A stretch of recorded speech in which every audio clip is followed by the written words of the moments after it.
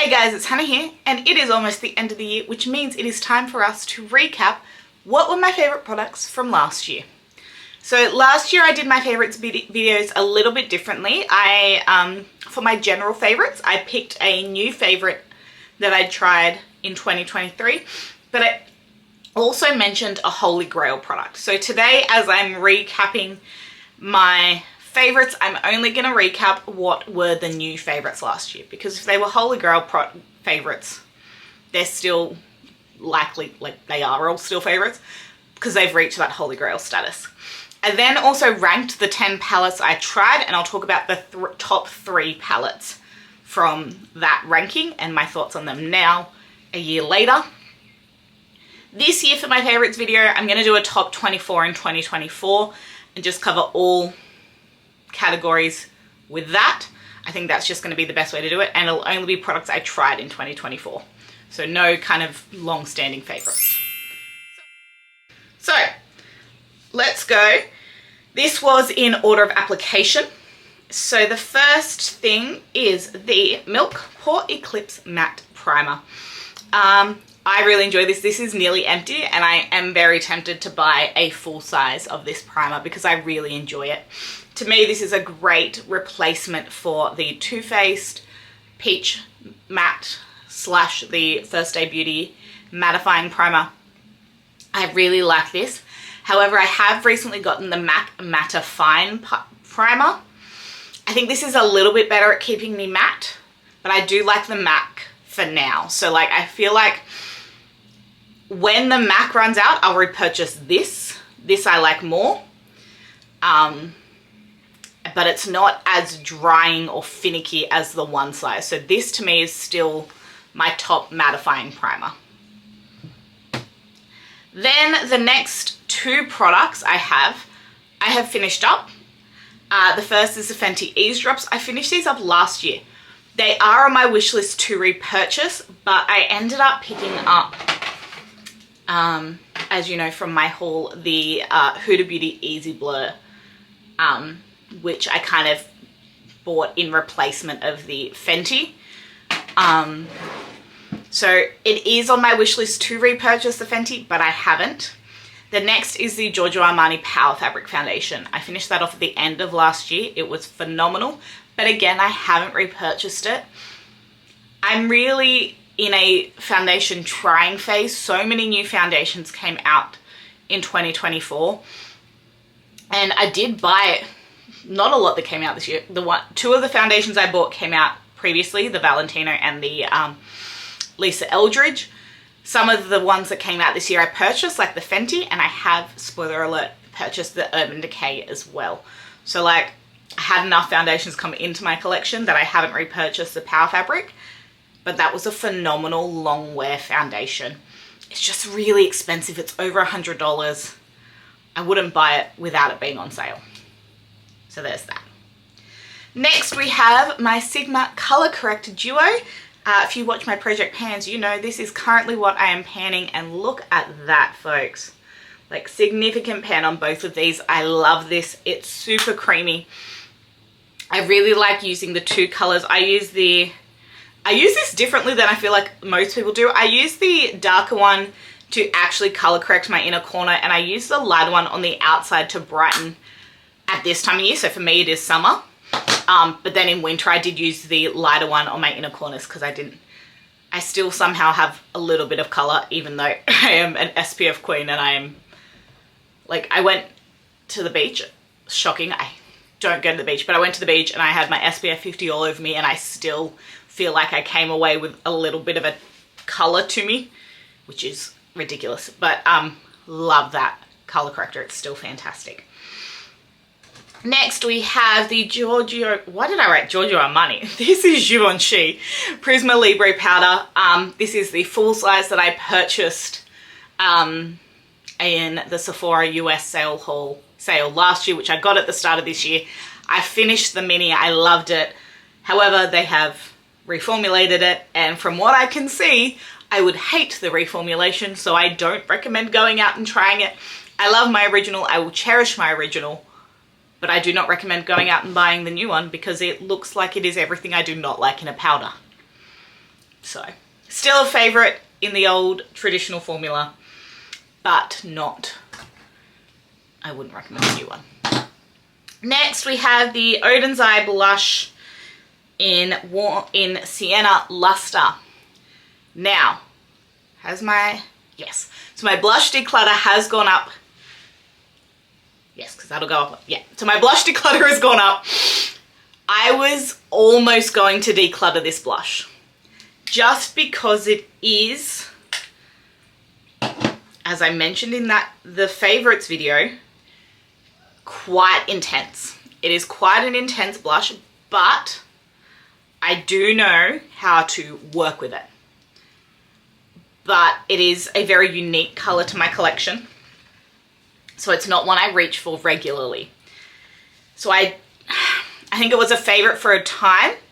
I did end up keeping it in my collection and I will still use it, but it's definitely not something I reach for on an everyday basis, which I'm pretty sure my one that I recommended was my matte glow play, which I would wear rain, hail or shine. So it was a favorite for a time, not for all time on that one. Next I have two bronzers. I cheated, I put two bronzers in. First is the Rare Beauty Cream Bronzer in Bright Side. I have been wearing this month and I've been wearing it almost every day, which, if you know me, I don't wear cream products a lot, particularly in summer, but I love that I can blend this under my put this on and then powder it and I still have the bronze coming through. I have been on some days topping it with the Matte Give Me Sun bronzer, but I found a way to work this into my daily routine, which is fantastic because I never thought I'd be able to get a cream bronzer into my daily routine. This is a really gorgeous, really neutral toned bronzer, and that is what I love about this and the next bronzer. It's also so creamy, super easy to blend. I blend it with a sponge, I blend it with a brush.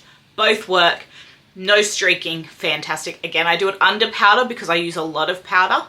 But even then, because I don't use a tinted powder, it still gives me a great glow. So great bronze. So that is Bright Side. And then the powder bronzer is the oh no, I just shoved my nail in it, no. This is the Pat McGrath Divine Bronze in Nude Honey. I want to compare these shades. I hate that I just stuck my finger in that. Not that you can even see any of the embossing left on there, but yeah. So it looks warm compared to the Rare Beauty. And look, the Rare Beauty is can be used as a contour stick.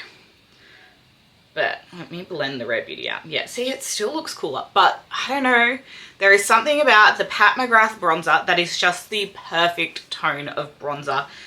It blends beautifully. Obviously, you'd hope so for Pat McGrath prices. But it really is the tone of that bronzer that I love. I did, however, mention that it is in my bronzer declutter that it is very, very similar to the L'Oreal Infallible bronzer. So I think you can get it in the shade Fair. Yeah, this is a shade Fair. See, it looks really warm on camera. I don't know why. Yeah, see, this looks warmer on camera. And it does look a little bit warmer in person, and a little bit lighter. I don't know. But the effect they give on the skin is really similar. So, I love both. I kept both. And I will use both. But yeah, Nude Honey just is the best bronzer tone that I've found. Same with Power Boost. And then for highlighter, I complained about the Pat McGrath highlighters being too sparkly. This is kind of my limit. This is Rare Beauty Mesmerize. It does have an intense metallic shine. Like, it is shiny. Shiny, wet, shiny, but it's not glittery. And I think that's what makes a huge difference with this formula compared to the Pat McGrath, which I ended up decluttering. is this is so shiny that it gives a fantastic glow, but it's not chunky, sparkly. The blush, I think, has a little bit more of a sparkle to it, as well as a metallic. It's got a slight sparkle comparatively, but I think it works for the blush a little bit more. But I still love the Rare Beauty highlighter. It's currently in my monthly makeup basket as well. Ulta Beauty Matte Eye Primer. If you don't know, I've been panning my NARS Smudge Proof eyeshadow base all year, so I haven't used this. But I remember it being such a good replacement for the NARS that it is what I recommend you get if you can get your hands on it, because the NARS has been discontinued. I love a bit of a tint to my eye base to cancel things out, and the Ulta's fantastic.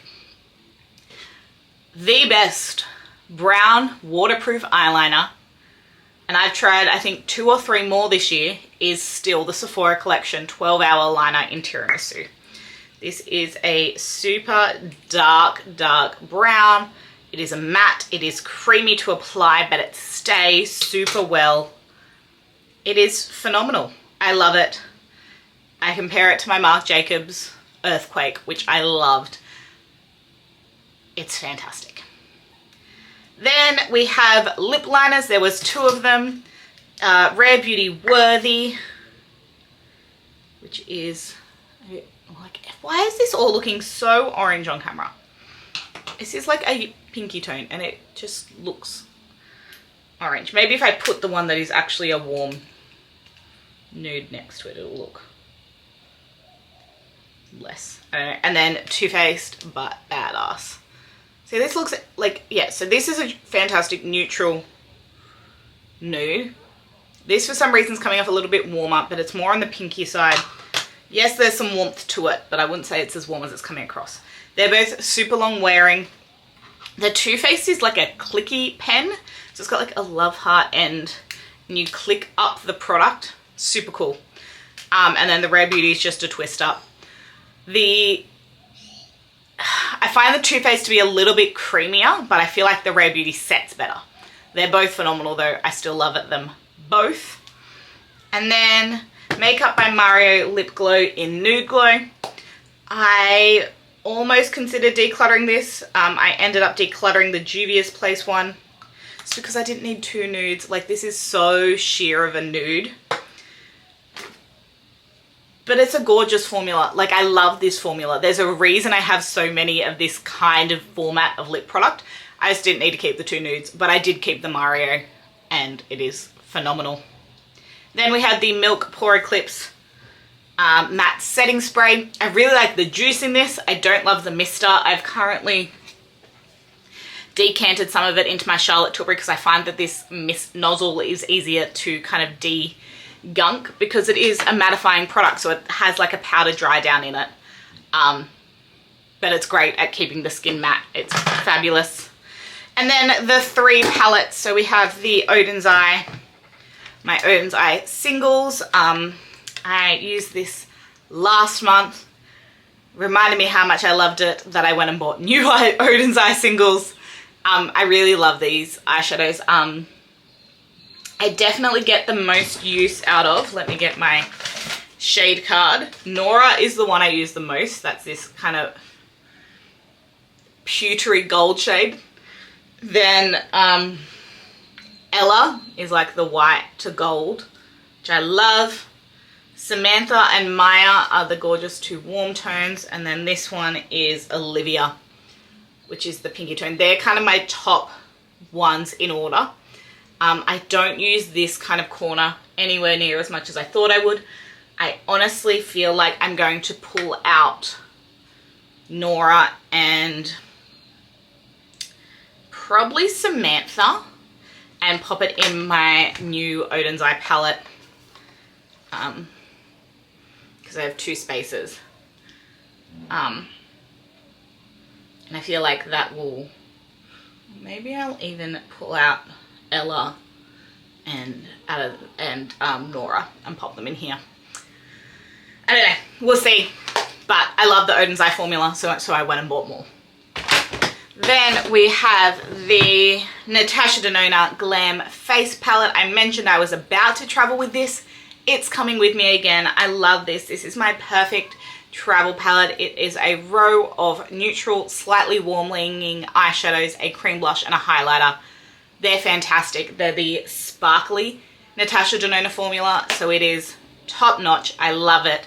Still love it. And then Glaminatrix Nearly Neutral Palette. No, it is natural. Nearly Natural Palette. This is fantastic.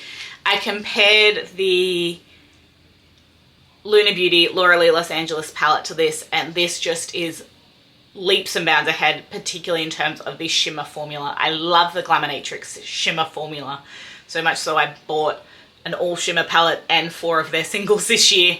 It's fantastic.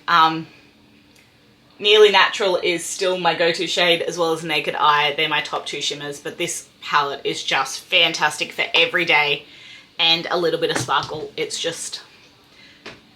It's a spicy neutral palette, which I have picked up a few new spicy neutral palettes that have been shipped for me, so I'm really excited to play with them.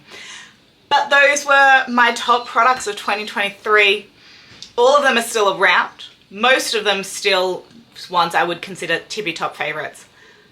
Really happy with the top products of 2023 and where they're at now. Let me know, what did you love in 2023 and do you still love it now? Click subscribe to stay tuned. Next I will have my eye declutter, and then I will have my 2024 favorites. And give this video a thumbs up if you liked it. I'd love for you to stick around, and I will see you in my next video. Bye guys.